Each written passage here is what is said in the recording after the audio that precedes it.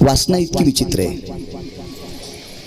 एवढा मोठा टोकाला गेलेला विद्वान राजा भरत पण हरणाच्या जन्माला गेला. वासना विचित्र आहे. राजा परीक्षितीने मुनिश्री शुकाचार्यांना प्रश्न केला, गुरुदेव वासनेवर सर्वात मोठं मात करणारं औषध कोणतं आहे? तर शुकदेवांनी सांगितलं, फक्त भजन. भजना इतकी ताकद कशातच नाही, कुठलंच औषध नाही भजना इतकं मोठं. भगवंताच्या नामस्मरणाचं जे भजन आहे त्याच्या नावाचं, ते भजन इतक्या टोकाचं आहे की ती वासना समूळ नष्ट होती. त्या ऐकण्याची इच्छा माझ्या कानाला खूप आहे, भूक लागलेली आहे.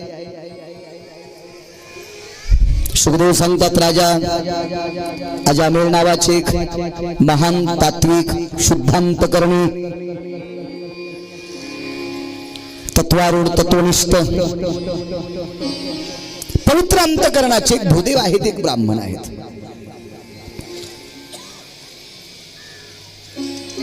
भजन किती श्रेष्ठ आहे लक्षात घ्या.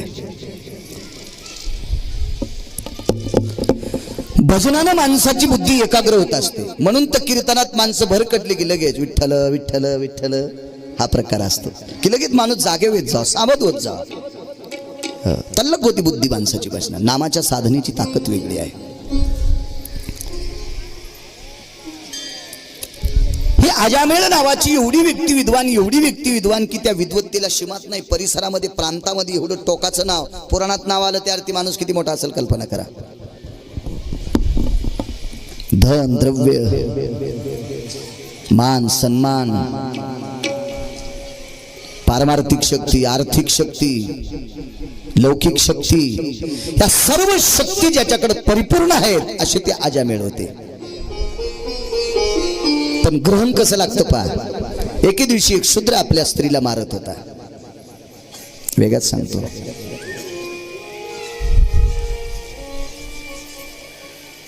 आणि ते अजामेळाला सहन झालं नाही. का रे बाबा, का मारतोस?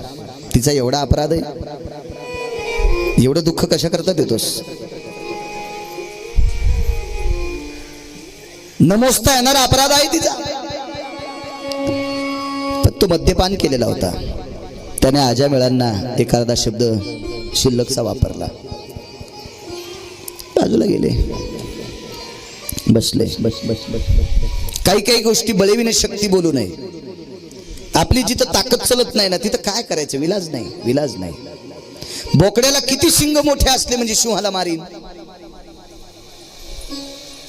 नाही मारू शकत.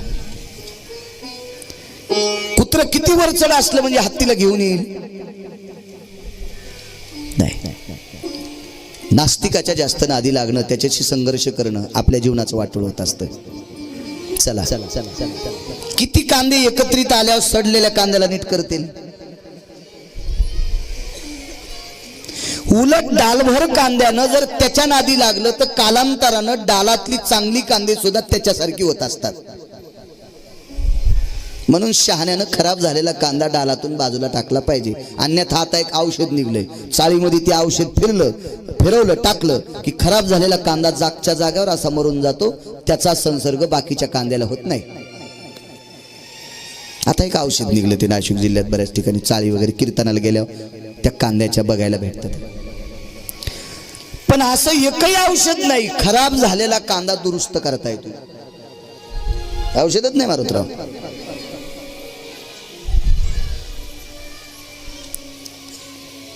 चला प्रयत्न करू लागले, ते निघून गेला. पुन्हा अजामेळ गेले. बाई इतका मूर्ख माणूस आहे, एवढा नालायक व्यक्ती आहे, याच्या सानिध्यात तू असा प्रपंच करतेस. आता तिला अपेक्षा एकच होती की सांत्वन करायला आलेल्या माणसाने एकच म्हणावं, बाई किती तू धैर्याची सागर आहेस, बाई किती तुझी हिंमत दांडगी आहे, बाई किती तू अधिकारी बाई आहेस. एवढ्या नालायकाचा सुद्धा मायबापाचं नाव कमवण्यासाठी तू संसार करतेस. असं मोठेपण देण्याऐवजी महाराजांच्या तोंडातून एकच वाक्य पड, असल्या मूर्खाचा संसार करतेस. काय गरज आहे तुला? सहज तोंडातून वाक्य पड, जाऊ कोणाकडे? मारतोय झोडतोय पण संध्याकाळच्याला शेरभरदाने आणते. आता अजामेळाच्या अंतकरणातला भाव वाईट नव्हता. सांगताना आमचे लोक काही सांगतात एखाद्या वेळेस, आजा मेळवेशी शिरत झाला, अक्कल गुंग झाली, वेशीशी संग केला, येशेला घरात आणलं. असा अर्थ नाही, आणलंय खरे पण कसं आणलं पहा पुढे.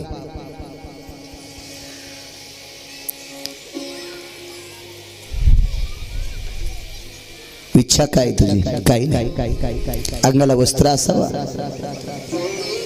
पोटाला अन्न असावा, लोकलज्जा निवारणार्थ अंगाला वस्त्र असावा, पोटाला भाकरी असावं, काही नकोय. अजामिळानं सांगितलं, बाई, बाई हा शब्द वापरलाय बरं. बाई, माझ्या घरी नोकर चाकर द्रव्य सगळं यथासांग भरलेलं आहे.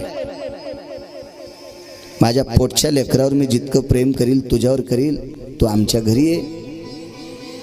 चांगल्या माणसानं पाळलेलं कुत्र सुद्धा घर सांभाळीत असते. तू तर एक स्त्री आहेस, मानवी देह आहे तुझा. ये. दयेच्या काकुलतीनं घरी आणली, पण काहीचा मूळ स्वभाव जात नसतो.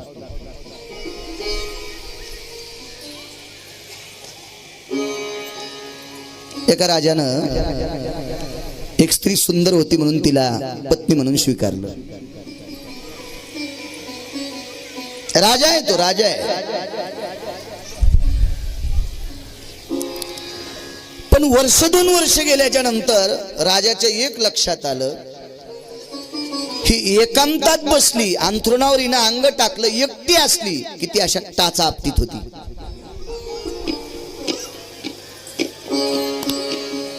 राजाने खूप काही तात्विक लोकांना प्रश्न केले. माझी पत्नी एकांतात शयन कक्षात असली की ती टाचा आपटती. मग काही सुज्ञ लोकांनी सांगितलं, एखाद्या वैद्याला बोलवा, तिच्या काही अस्थिमध्ये हाडामध्ये काही आजार आहे का बघा, पाय दुखतेत कशामुळं. नाना प्रकारचे त्या काळातले राजवैद्य आमंत्रित केले, पण त्यांना काही तिचा आजार कळालाच नाही. पण एक मानसशास्त्रामध्ये अधिकारी राजवैद्य होता. त्या राजवैद्याने विचारलं, बाई आपल्या पायात आजार कुठलाच नाही, पाय आपटीता कसं काय? काय नाही म्हणले, मला पहिल्यापासून नाचायचा नाद होता आणि राजाची बायको झाल्यामुळं नाचता येत नाही, पण ते सवय जात नाही.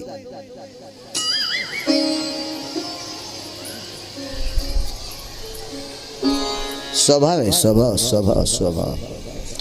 चला, अत्यंत निकृष्ट दर्जाच्या हीन तत्वावर आरूढ असलेल्या नालायक माणसाच्या सानिध्यामध्ये एके दिवशी जीवन यमाच्या स्वाधीन करायचं होतं. अशा तत्वावर आरूढ असलेली बाई एका सुखोशी घराण्यात आली. किती आनंदाने राहायला पाहिजे होती.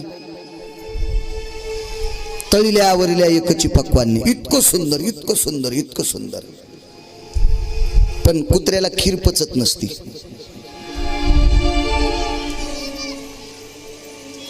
4 तासाच्या नंतर ते वमन करते. तसं ज्याचं प्रारब्ध हीन आहे,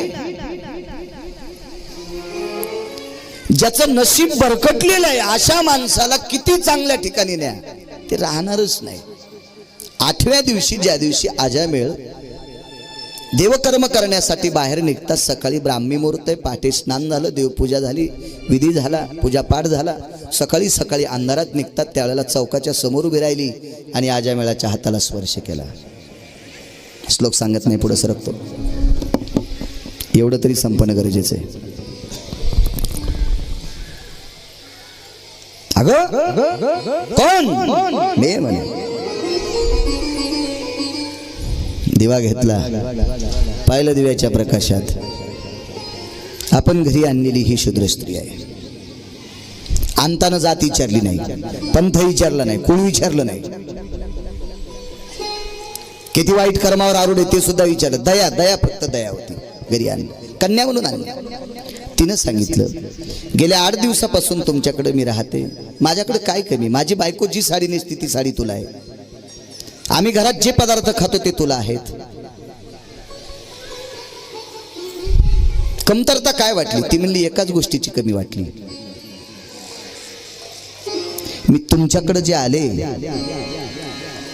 खाण्यापिण्याच्या तत्वावर आरूढ होऊन नाही आले. तुम्ही मला काय तत्वावर आणलंय, की तुम्ही मला कुठल्या उद्देशाने आणलंय, हा तुमचा भाव असेल. पण मी तुमच्या सोबत कोण्या उद्देशाने आले याचा कधी तुम्ही मला प्रश्न केला? का ग? मी तर तुला माझी एक धर्मकन्या, मानस कन्या म्हणून आणलंय. हा झाला तुमचा भाव. पण तुम्ही माझं अंतकरण कधी तपासलं? तुझ्या मनात काय? मी तुम्हाला पती समजून तुमच्याकडे आले. डोक्याला हात लावून देव बाबा खाली बसलो. अरे बापरे. आता त्या काळातला अधिकारी व्यक्ती तो काही नालायक अमक तमक मूर्ख वगैरे काही नाही म्हणला. तो इतकाच म्हणला, तू माझ्या घरातनं बाहेर पड. ती म्हणली पडते मी बाहेर, त्याबद्दल काही दुमत नाही, मी घराच्या बाहेर पडते. पण मी ओरडून लोकांना सांगणार, गेल्या 8 दिवसापासनं माझ्यासोबत आजामेळ नावाच्या भूदेवानं माझ्याशी रतिसूख घेतले. अरे बापरे, म्हणले किती निषेध कर्म आहे. अगं मी तुला मुलगी म्हणून सांभाळलंय, ते सांगूच नका. मी ओरडून लोकांना सांगणार माझ्यासोबत संग केलाय, काढून दिलं तर लोकायला असं म्हणणार. आणि ठेवायचं असेल तर मुलगी दासी म्हणून नाही, पत्नी म्हणून ठेवा. आजामेळाने विचार केला, काढून दिली तरी नाव चाललंय आणि घरी ठेवली तरी समाजात नाव चाललंय.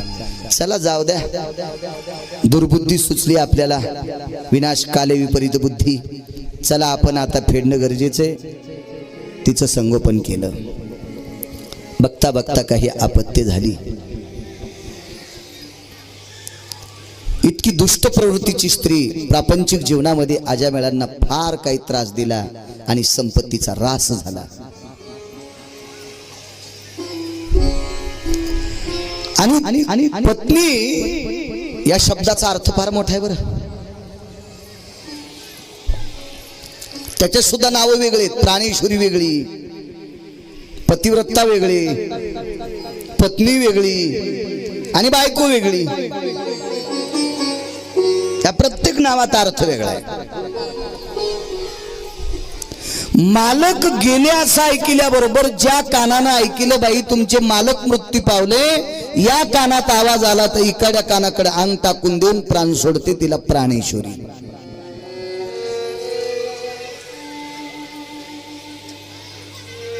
अजा वेळाने विचार केला, आपलं प्राक्तन खोटं आहे.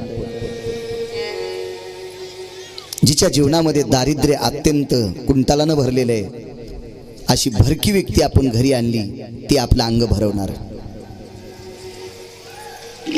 ठीक आहे, मिरच्याचा व्यवसाय करत असताना शिंका येणारच ना. कोळसाचा धंदा करत असताना हात काळे होणारच ना. रई लावत असताना तूप हाताला लागेल, रईला लागेल, मडक्याला लागेल. ज्वारीचं खळ करत असताना काही दाणे पाळवर सांडतच असतात ना. आमची इथला भावशा 9-10 दिवस मंदिरात झोपू लागला. म्हणलं काऊन? ते म्हणला नकोच बापा, बाळू महाराज लयच कटाळा द्यालाय, लय ताण झालाय. म्हणला त्याच्यापेक्षा सक्रात पालती होस तर मंदिरातच बरं आहे. नका करी जाऊ असं नाही. दागिन्यात मोठे पण नाही माय. आपण प्रापंचिक जीवनात वागत असताना त्या प्रापंचिक जीवनात किती गोड वागतो याच्यावर आपलं नाव मोठं होत असते.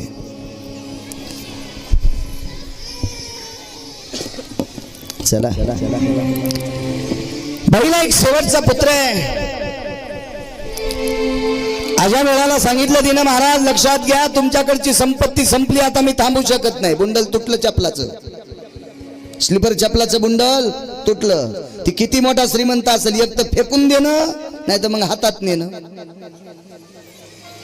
बुंडल तुटलं, तिचं घालता कशी येईल?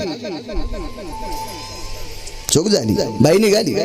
आजामेळानं सांगितलं, अगं हे चिमुकलं 4 वर्षाचं बालक आहे माझ्याकडे, आता मी म्हातारा झालो, हे काहीच सांगू नका, हे तुमचं तुमच्याजवळ. बाई निघून गेली. आजामेळाला वार्धक्य दशा आली.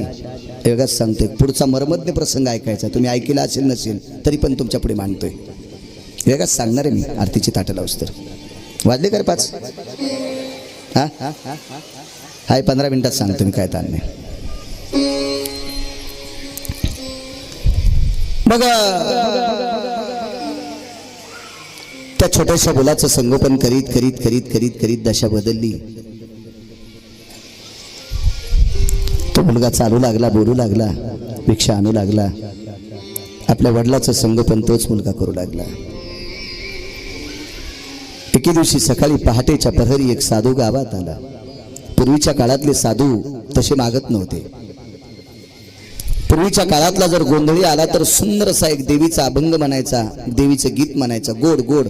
ते गीत तुमच्यासाठी पोषक असायचं. त्या गीतामध्ये काहीतरी उपदेश मिळायचा आणि ते गीत ऐकल्याच्या नंतर बायका देवीच्या नावानं त्याला पसाखोंगा धान्य द्यायच्या.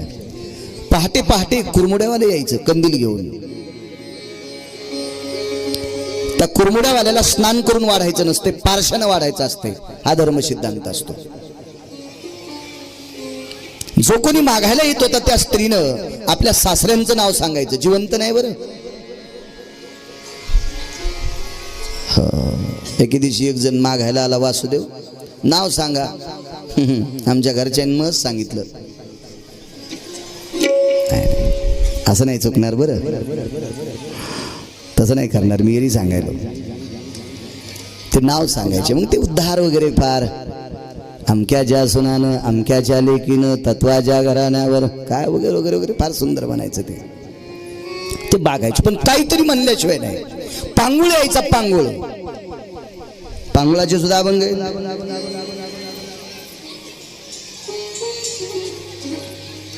गोंधळी सुद्धा, वासुदेव सुद्धा काहीतरी उपदेश करायचे. जुन्या काळातले साधू समर्थ रामदास स्वामी केल्याने होता रे आधी झोपलेची पाहिजे.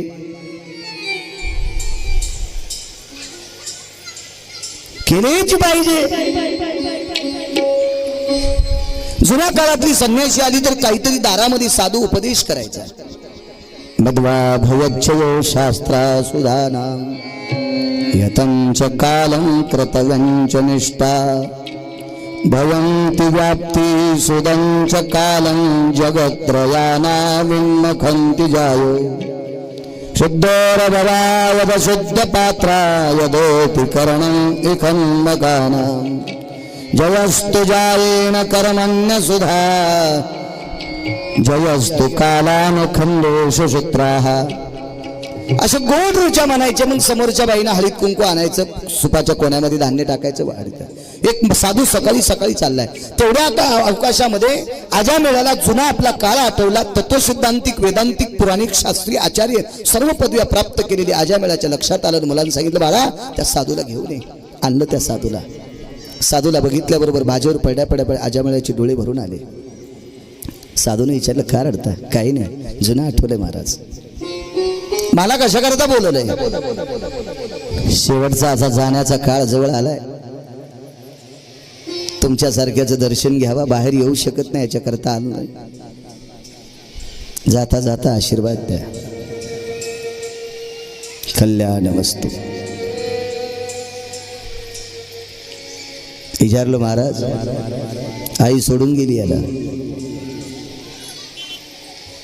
मी आता काळाच्या जबड्यात जाणार, याचं काय होणार? साधू हुशार आहे. साधूने सांगितलं अजामेळ तुमचंही कल्याण होईल आणि याचंही कल्याण होईल असा मार्ग सांगतो. तुम्ही याचं नाव नारायण ठेवा.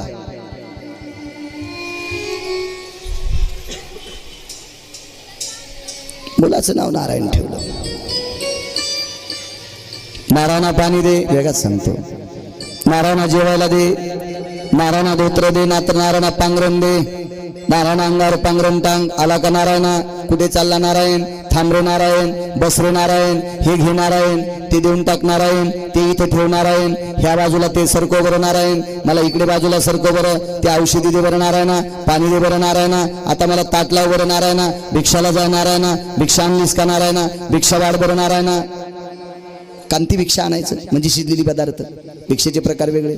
कांती भिक्षा, त्याला मधुकरी म्हणायचं, शिजलेली पदार्थ. हा काळ गेला. नित्य नारायण नारायण नारायण नारायण नारायण नारायण नारायण म्हणता म्हणता अनाथाच्या अनाथे घातला विमानी, प्राण सोडला.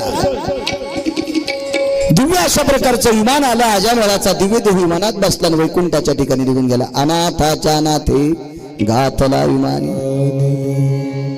वैकुंठाला नाम तुझे रे नारायणा.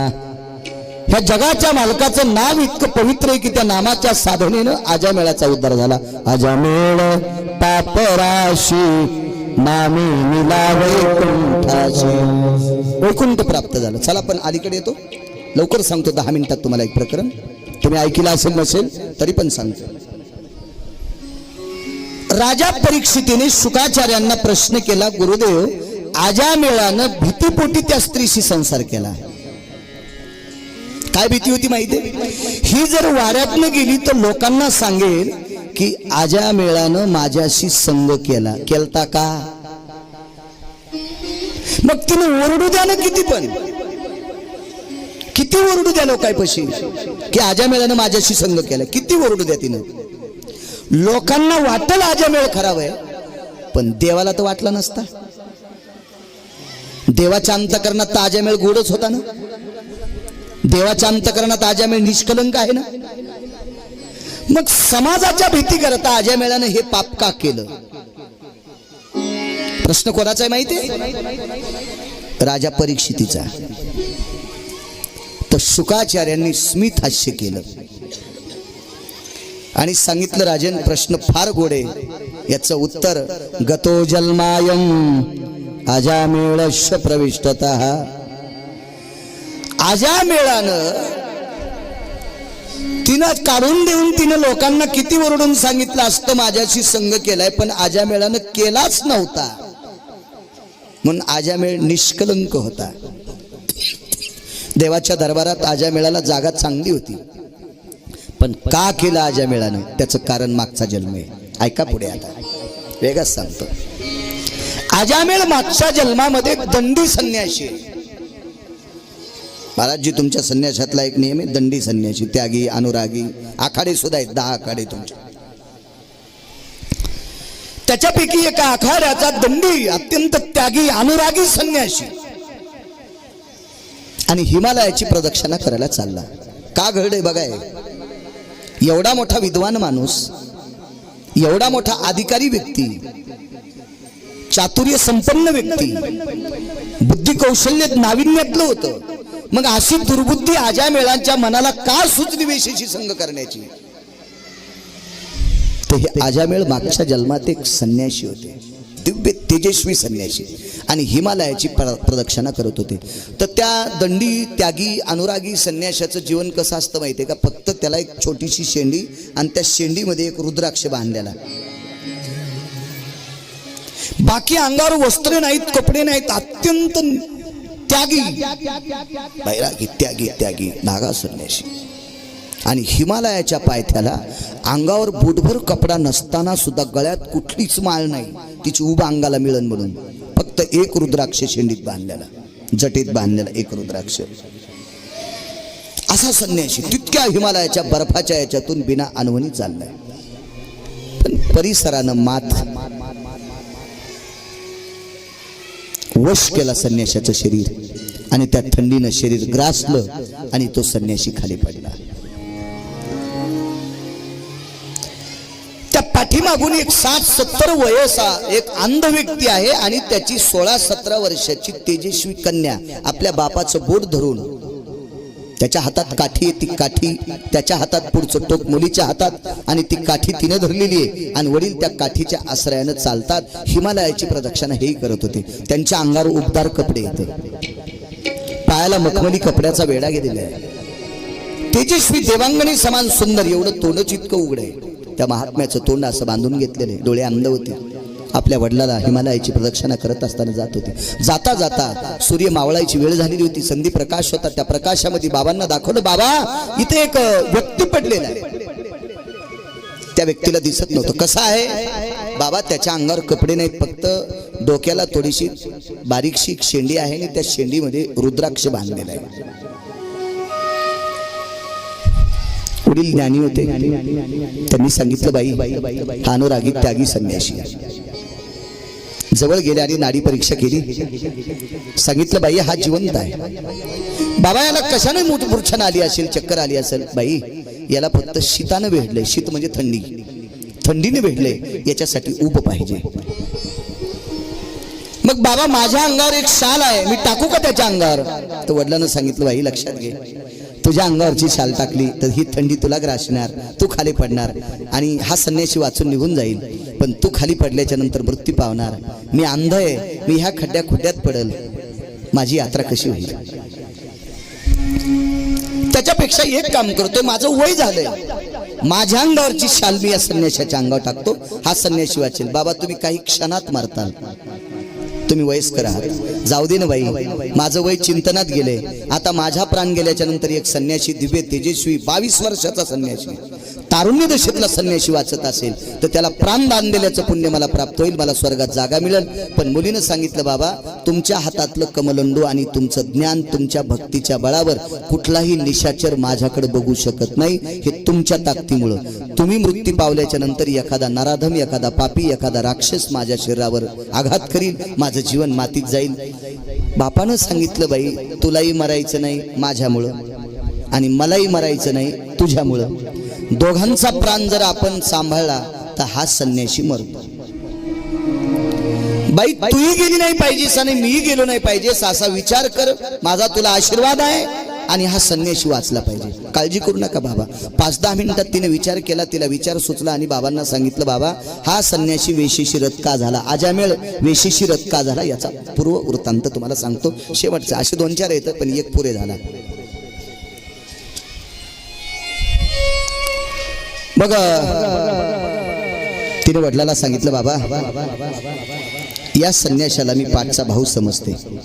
वा छान आहे. कमलोंडून पाणी घेतलं आणि संकल्प सोडला, माझा हा भाऊ आहे, 5चा भाऊ, मी त्याची बहीण आहे. बाबा हा माझा भाऊ आणि मी याची बहीण म्हणलं, माझ्या अंतकरणात याच्याविषयी तिळ मात्र काम नाही, म्हणजे पाप नाही, बहीण भावाचं नाते. मग एक काम करते बाबा, याच्या बाजूला निद्रा करते आणि दोघांमध्ये एक वस्त्र पांघरतो. बाबा माझ्या अंगाच्या उष्णतेनं आणि अंगावरच्या वस्त्राच्या उष्णतेनं याच्या अंगातलं शीत जाईल आणि हा याला ऊर्जा प्राप्त होईल आणि संन्यासाला प्राणदान दिल्याचं पुण्य मला प्राप्त होईल, संन्यासी उठून जाईल. वडिलांना ती प्रक्रिया, तो सिद्धांत ते करणं तिच्या वडिलाला आवडलं. काय हरकत नाही बाई, कर. मुलगी निष्पाप होती, निद्रा केली. त्या वस्त्राच्या उष्णतेनं संन्याशाच्या अंगातलं शीत निघून गेलं, स्नायू बळकट झाले.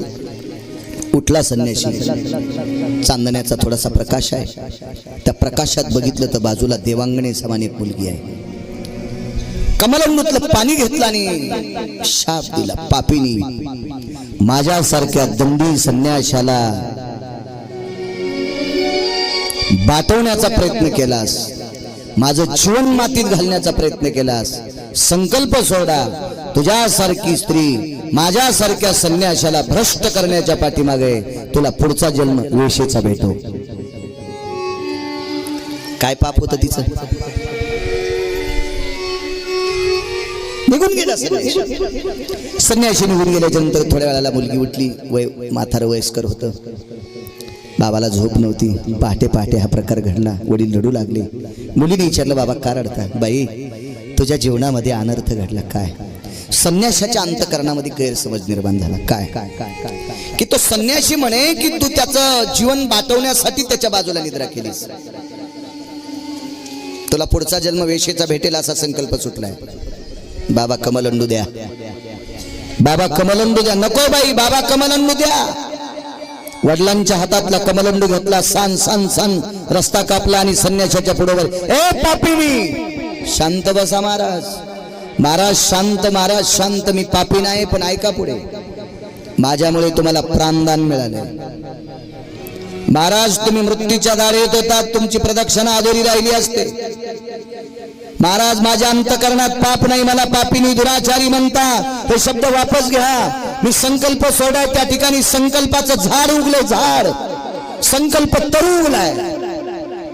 महाराज मी तुम्हाला पाठचा भाऊ समजत होते, मी तुम्हाला बहीण समजून तुमच्या बाजूला निद्रा केली महाराज. एक तीळ विजेल इतकं पाप माझ्या अंतकरणात नव्हतं आणि तुम्हाला प्राणदान देण्याची भावना माझ्या अंतकरणात होती. लक्षात ठेवा, माझे बाबा अधिकारी आहेत, त्यांचं पुण्य मी माझ्याकडे घेणार नाही, पण तुमच्यासारख्या दंडी संन्याशाला जीवदान दिल्याचं पुण्य माझ्याकडे. तुम्ही तुमच्या मनात गैरसमज निर्माण झाला, मला पुढचा जन्म वेश्येचा होईल असा तुम्ही शाप दिलाय. हा शाप मला फेडावाच लागणार आहे. एवढं चांगलं कर्म करून मला तुमच्या शापामुळे वेश्या व्हावंच लागणार आहे. पण माझ्याकडे एवढं पुण्य असताना, मी इतकी चांगली वागत असताना तुम्ही मला वेश्या होशील असा शाप दिला. मी सुद्धा तुम्हाला वाचवल्याचं पुण्य माझ्याकडे, मी सुद्धा तुम्हाला शाप देते. मी तर तुमच्या शापाने वेश्या होणार, पण त्या वेश्याशी पुढच्या जन्मात तुम्ही संग करणार. हा दंडी संन्यासी पुढच्या जन्मात अजामिळ नावाचा ब्राह्मण झाला आणि जिने संन्यासाला जीवदान दिलं ती स्त्री पुढे वारंगणा वेश्या झाली. म्हणून हे मागच्या जन्मातलं पापूत वालतं. गतो जन्म यत पापाना. पण या मुद्द्यावर एवढे टोकाला गेलेलं पाप सुद्धा नामाच्या साधनेनं तृणाग्नीमुळे समरस झाले. तैशी नामे केले जप.